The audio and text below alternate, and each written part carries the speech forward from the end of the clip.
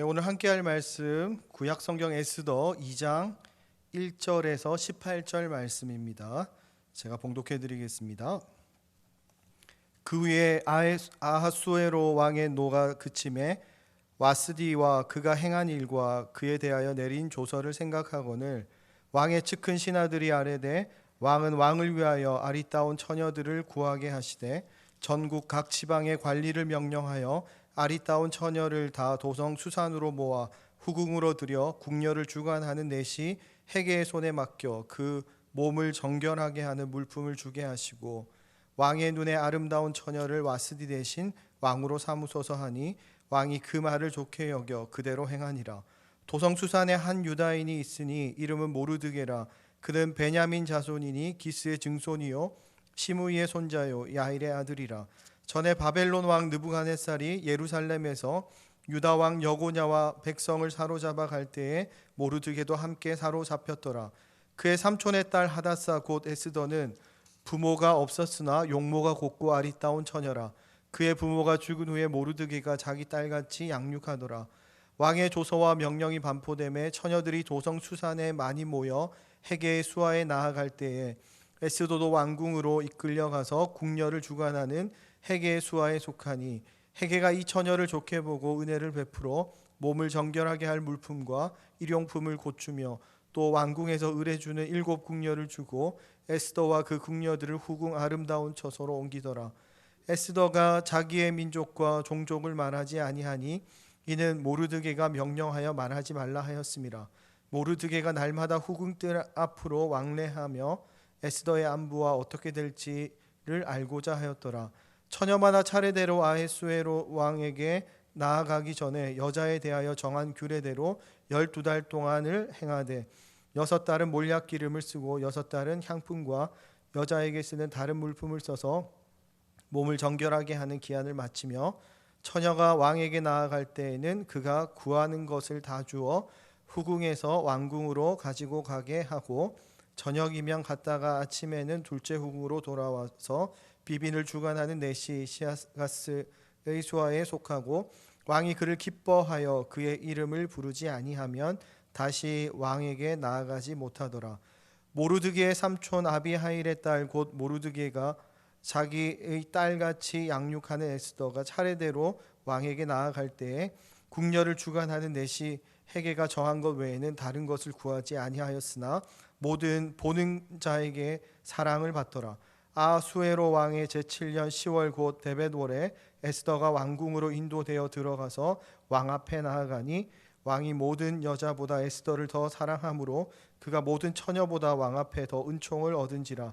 왕이 그의 머리에 관을 씌우고 와스디를 대신하여 왕으로 삼은 후에 왕이 크게 잔치를 베푸니 이는 에스더를 위한 잔치라. 모든 지방관과 신하들을 위하여 잔치를 베풀고 또 각 지방의 세금을 면제하고 왕의 이름으로 큰 상을 주니라.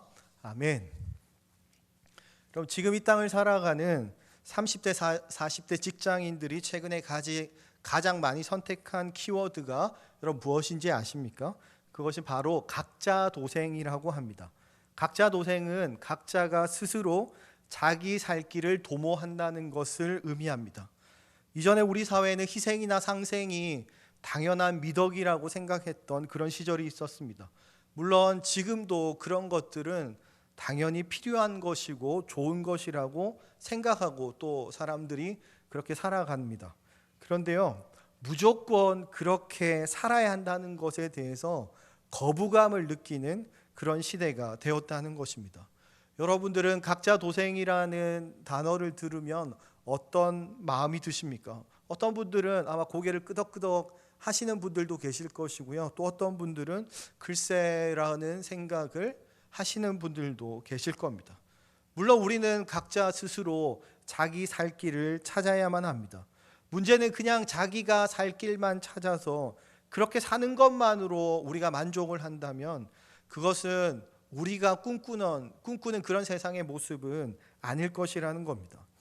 지금은 온 세상이 코로나 때문에 거의 강제로 각자 도생을 하고 있는 것처럼 느껴집니다.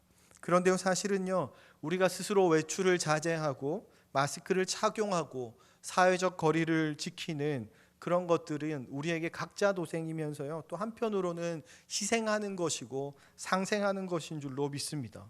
우리가 지금은 비록 함께 모여서 예배 드릴 수 없지만 조금 더 참고 견디다 보면 우리가 언젠가 다시 함께 모여 기쁨으로 예배 드릴 날이 올 줄로 믿습니다. 사실 각자 도생이라는 이 키워드는요, 우리가 살아가는 이 세상의 모습 때문에 그런 키워드가 등장하는 것입니다. 우리는 완전하지 않은 세상에서 살아가고 있습니다. 우리가 원하고 바라는 그런 세상이 아니라 언제 무슨 일이 어떻게 일어날지 모르는 그런 세상 가운데 우리가 살아가고 있다는 것입니다. 우리가 아무리 계획을 잘 세워서 그것을 있는 그대로 우리 계획대로 실천하면서 산다고 해도요, 무슨 일이 생길런지 우리는 알 수가 없습니다. 우리가 아무리 대비를 잘 한다고 해도 도저히 우리 힘으로 해결할 수 없는 그런 일들이 우리 인생 가운데 일어난다는 것입니다. 사실 오늘 본문에 나오는 에스더 그리고 모르드게는요, 정말로 각자 도생의 길을 가야만 하는 사람들이었습니다. 여러분, 에스더의 상황을 한번 볼까요? 그는 유다인 포로 공동체의 자녀로 태어난 사람입니다.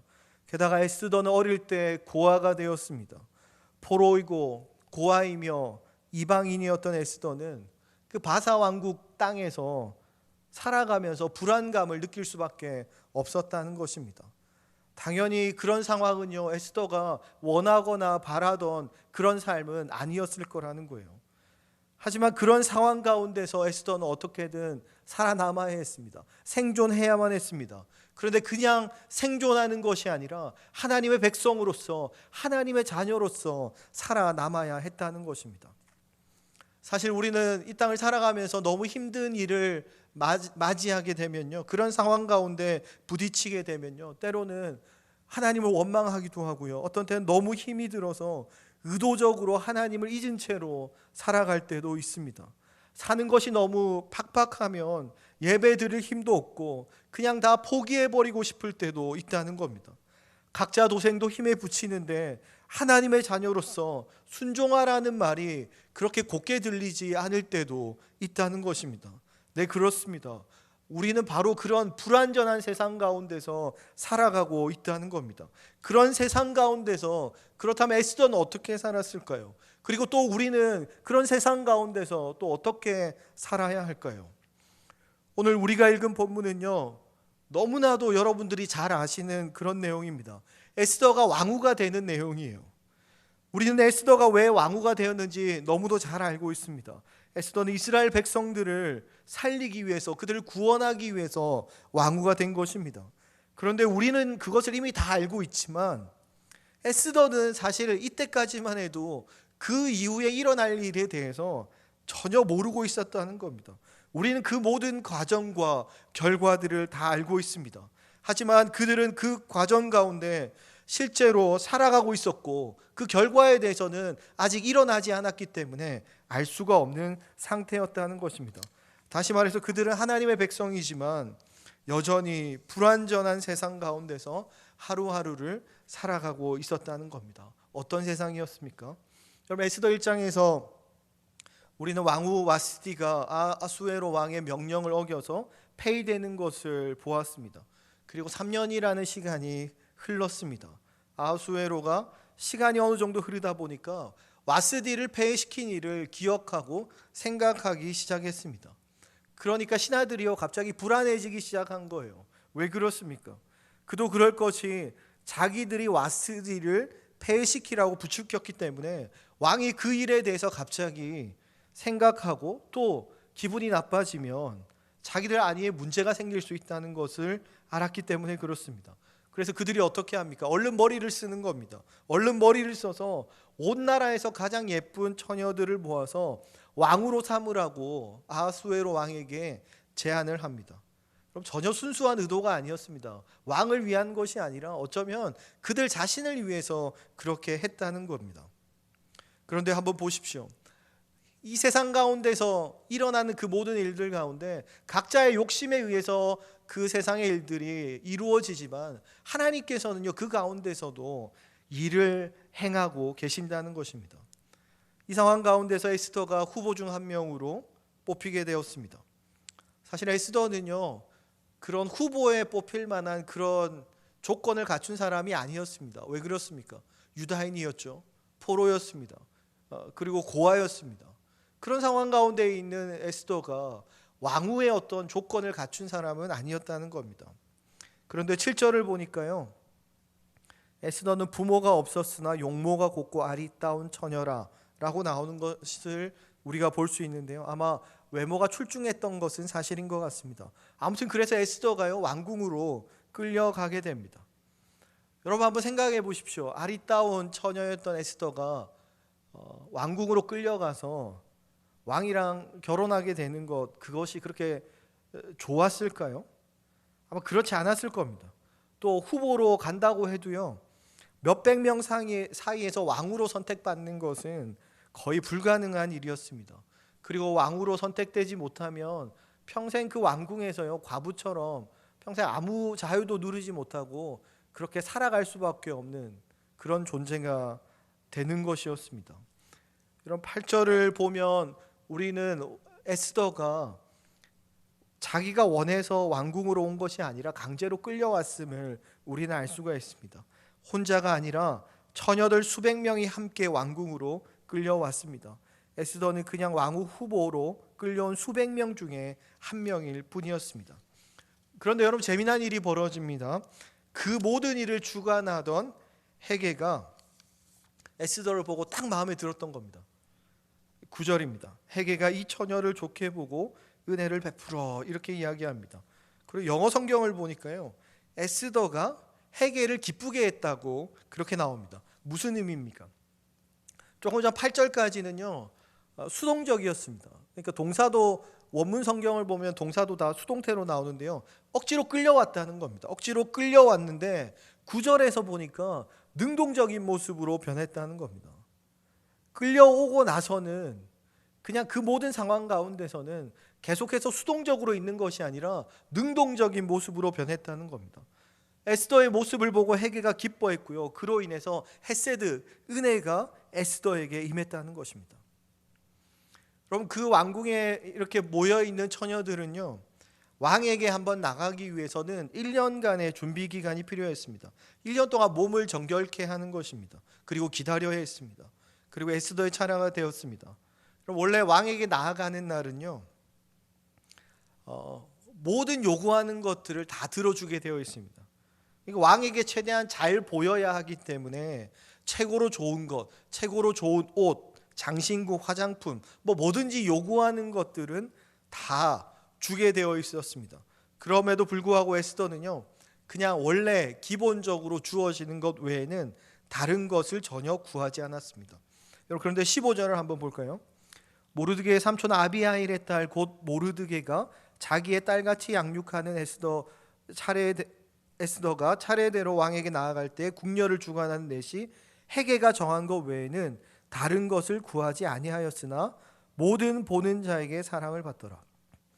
에스더는 정해진 것만 가지고 꾸몄음에도 불구하고 모든 보는 사람에게 사랑을 받았습니다. 여러분, 여기서 모든 보는 자에게 사랑을 받더라는 표현도 원어 성경에는요, 능동태로 나옵니다. 에스더는 모든 보는 자에게 사랑을 받을 만큼 인정을 받았다는 것입니다. 그리고 우리 모두가 아는 대로 왕이 모든 여자보다 에스더를 더 사랑하여 왕의 은총을 받아 왕으로 택함을 받게 됩니다. 아마 에스더는 왜 자기가 그런 은혜와 사랑과 은총을 받게 되었는지, 그런 은혜가 왜 임했는지 알 수가 없었을 것입니다. 하지만 분명한 것은 에스더는 그 모든 상황 가운데 일하시는 하나님의 섭리를 분명히 믿었다는 것입니다. 사랑하는 여러분, 우리는 불완전한 세상을 살아갑니다. 우리가 원하지 않는 일들이 얼마든지 일어날 수 있다는 것입니다. 그 일이 우리에게 당장은 견디기 힘든 일일 수도 있습니다. 그리고 더 힘든 것은 그 일의 끝이 어떻게 될런지 우리가 알 수가 없다는 것입니다. 포로의 자녀였고 고아였고 또 원하지 않음에도 불구하고 왕국으로 끌려갔던 그 에스더의 모습을 한번 생각해 보십시오. 이 모든 일 가운데 에스더의 감정이 오늘 성경에는 드러나지 않기 때문에 우리가 다 알 수 없지만 상상해 보면요, 아마 엄청나게 힘들었을 거라는 것을 우리는 알 수 있습니다. 다만 그 어려운 상황 가운데서 내시 회개의 은혜를 얻게 하고 모든 사람에게 사랑받게 하고 왕에게 은총을 얻게 되었다는 것입니다. 이유가 뭘까요? 에스더에게 뭔가 특별한 것이 있었습니까? 그 수많은 처녀들 가운데 어떻게 그런 은혜와 사랑과 은총을 얻을 수 있었을까요? 그럼 다시 한번 말씀드리지만 에스더가 살아가는 세상은요, 불완전한 세상이었고 또 그 가운데 일어나는 모든 일들은 지극히 세상적인 일들임을 우리는 기억해야 됩니다. 거기서 우리가 생각할 때 하나님께서 계획하시고 원하는 그런 일, 그 일들은 아니라는 것을 우리는 알 수 있습니다. 세상 사람들이 자기가 생각하는 대로, 자기가 원하는 대로, 자기 보기에 좋은 대로, 자기 뜻대로 좋은 대로 그 일을 행하고 있다는 것입니다. 그런 세상 가운데, 그런 경쟁 가운데서 사람들은 어떻게 살아갑니까? 모든 수단과 방법을 가리지 않고 그냥 그 경쟁에서 이기기 위해서 살아가는 것이 세상의 이치라는 겁니다. 그런데 에스더는요, 그것을 요구할 수 있었음에도 불구하고 세상적인 것을 더 요구하지 않습니다. 그냥 주어진 것만 가지고 그 안에서 최선을 다했다는 것입니다.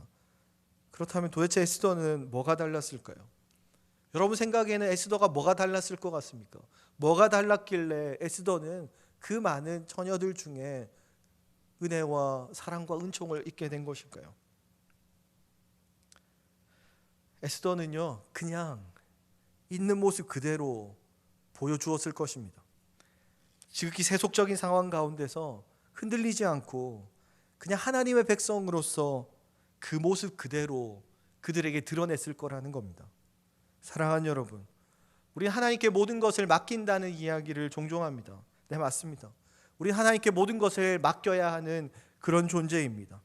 그런데 우리가 하나님께 모든 것을 맡긴다는 것은 하나님께 모든 것을 맡기고 우리는 아무것도 하지 않아도 된다는 그런 의미는 절대로 아닙니다. 그렇다고 우리에게 세상적인 방법으로 최선을 다해서 노력하라는 것도 아닙니다.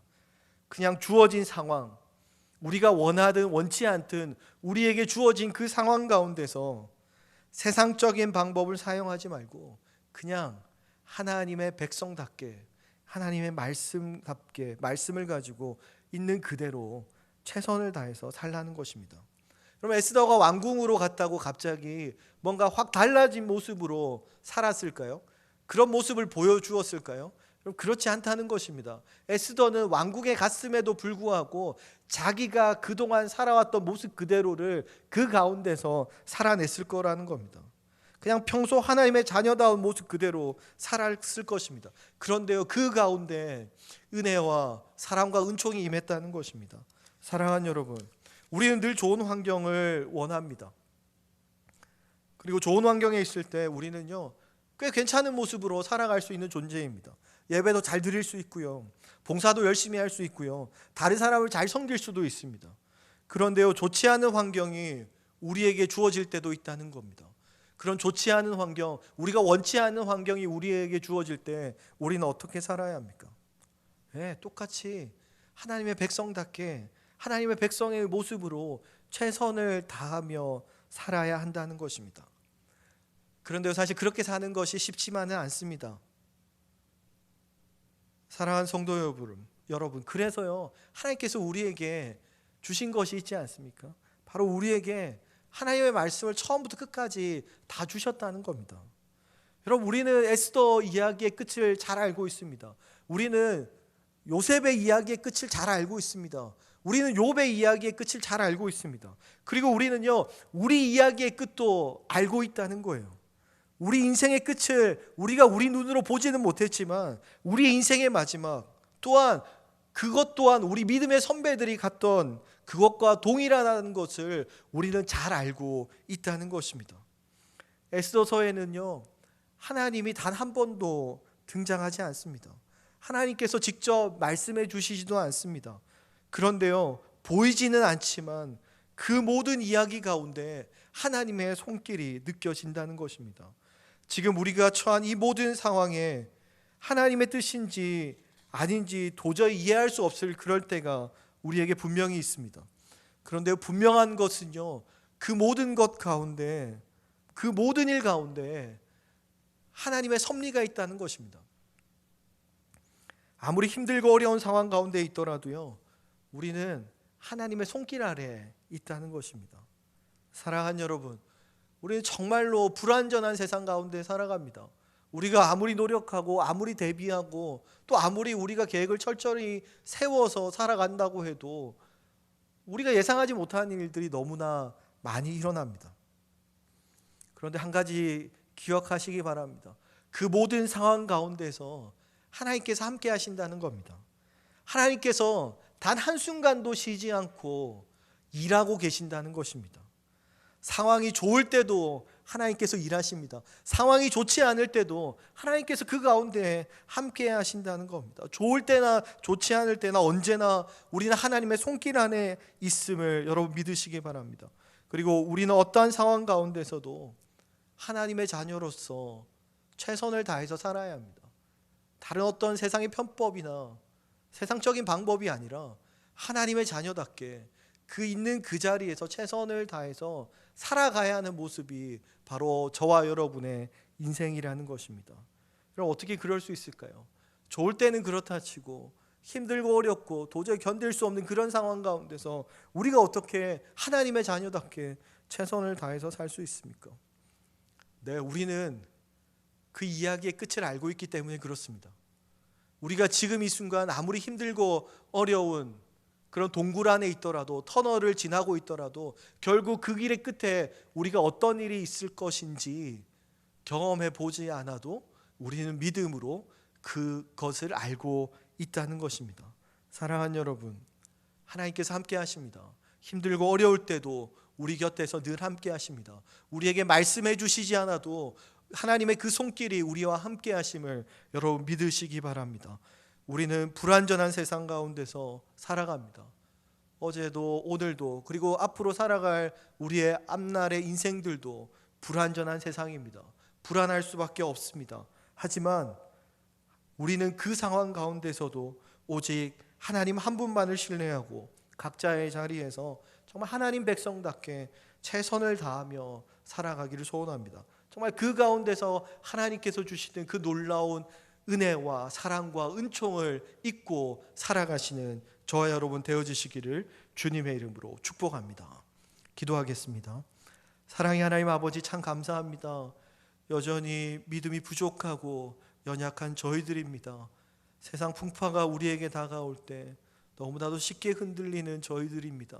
하지만 하나님, 저희 모든 인생 가운데 처음부터 끝까지 하나님께서 함께 해주심을 이 시간 믿고 고백합니다. 주님 함께하여 주시고 또 그 가운데서 정말 우리가 부족하지만 하나님의 자녀로서 각자의 자리에서 최선을 다하며 살아가는 저희들 되게 하여 주시옵소서. 감사합니다. 예수 그리스도의 이름으로 기도드립니다. 아멘. 주님께서 이렇게 기도하라고 하셨습니다. 하늘에 계신 우리 아버지여, 이름이 거룩히 여김을 받으시오며 나라가 임하시오며 뜻이 하늘에서 이루어진 것 같이 땅에서도 이루어지이다. 오늘 우리에게 일용할 양식을 주시옵고 우리가 우리에게 죄 지은 자를 사하여 준 것 같이 우리 죄를 사하여 주시옵고 우리를 시험에 들게 하지 마시옵고 다만 악에서 구하시옵소서. 나라와 권세와 영광이 아버지께 영원히 있사옵나이다. 아멘.